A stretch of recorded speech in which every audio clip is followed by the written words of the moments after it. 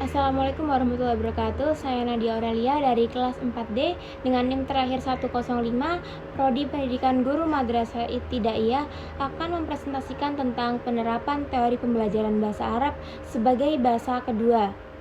Pembelajaran dan pemrolehan bahasa merupakan proses yang sangat berbeda ketika kita membandingkan cara orang memperoleh bahasa pertama mereka dengan cara mereka mempelajari bahasa kedua.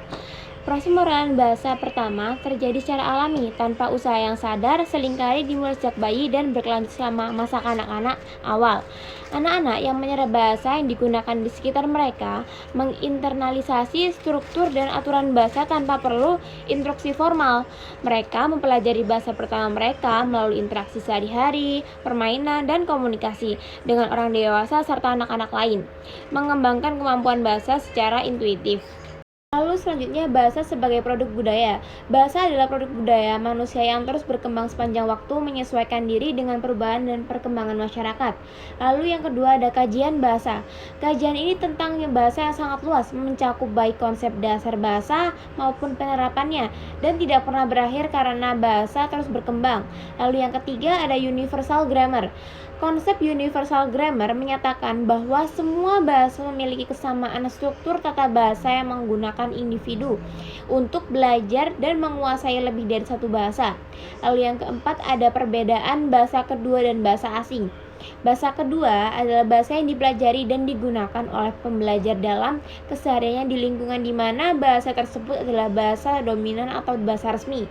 Lalu ada bahasa asing, bahasa yang dipelajari terutama untuk tujuan akademik atau profesional dan cenderung jarang digunakan dalam kehidupan sehari-hari pembelajar. Lalu yang kelima ada contoh pembelajaran Indonesia. Bahasa kedua, bahasa Indonesia sebagai bahasa yang digunakan dalam kehidupan sehari-hari dan merupakan bahasa resmi negara. Lalu bahasa asing. Bahasa asing yaitu bahasa Arab sebagai contoh bahasa yang dipelajari berbagai bahasa asing dan mungkin tidak digunakan sehari-hari oleh pembelajar. Pemrolehan bahasa kedua. Yang pertama ada tantangan penguasaan bahasa Arab. Penguasaan bahasa Arab sebagai bahasa kedua bagi pelajar di madrasah dan pondok merupakan tantangan yang signifikan. Lalu yang kedua ada proses pemrolehan bahasa kedua. Proses ini merujuk kepada pembelajaran bahasa baru setelah memperoleh bahasa ibu yang melibatkan bahasa kedua, ketiga, keempat, dan seterusnya. Lalu ada yang ketiga, perbedaan pandangan dalam istilah pemrolehan bahasa. Terdapat perbedaan pandangan di kalangan ahli kebahasaan mengenai penggunaan istilah pemrolehan bahasa, di mana beberapa lebih cenderung memandangnya sebagai proses penguasaan bahasa pertama. Lalu yang ada keempat, konsep pemrolehan bahasa. Menurut Fromkin dan Rothman, ada dua konsep pemrolehan bahasa yang dimulai secara tiba-tiba dan pemrolehan bahasa yang secara bertahap. Lalu ada pendapat Yukio. Yukio menyatakan bahwa pembelajaran pemrolehan bahasa kedua melalui upaya belajar yang bertahap, pembangunan, pemahaman, dan kemampuan bahasa tersebut. Lalu yang keenam ada perdebatan terminologi. Meskipun terjadi perdebatan tentang istilah yang tepat pemrolehan atau pembelajaran, namun penguasaan kemahiran berbahasa yang terjadi melalui proses yang serupa. Lalu yang ketujuh ada faktor yang mempengaruhi. Terdapat faktor-faktor seperti lingkungan pembelajaran, motivasi, praktek berbahasa yang mempengaruhi kemampuan berbahasa siswa. Lalu yang kedelapan ada adaptasi metode pembelajaran. Penting sekali bagi guru dan pendidik untuk memahami proses pemrolehan bahasa pembelajaran bahasa kedua ini dan mengadaptasi metode pembelajaran yang sesuai untuk mendukung kemampuan berbahasa siswa secara efektif. Bahasa Arab dihadapkan pada tantangan terutama terkait metode pembelajaran yang masih dominan menggunakan ceramah. Lalu hal ini mengakibatkan siswa hanya memahami teori tanpa cukup latihan berbicara. Lalu Mahmud Ahmad Said menekankan pentingnya pengelolaan pembelajaran yang baik karena ini mempengaruhi pencapaian tujuan pembelajaran. Penggunaan metode yang tepat akan meningkatkan pemahaman siswa dan keterampilan berbahasa Arab. Oleh karena itu, guru perlu memilih metode yang sesuai dengan karakteristik siswa dan materi pembelajarannya untuk memastikannya pembelajarannya efektif.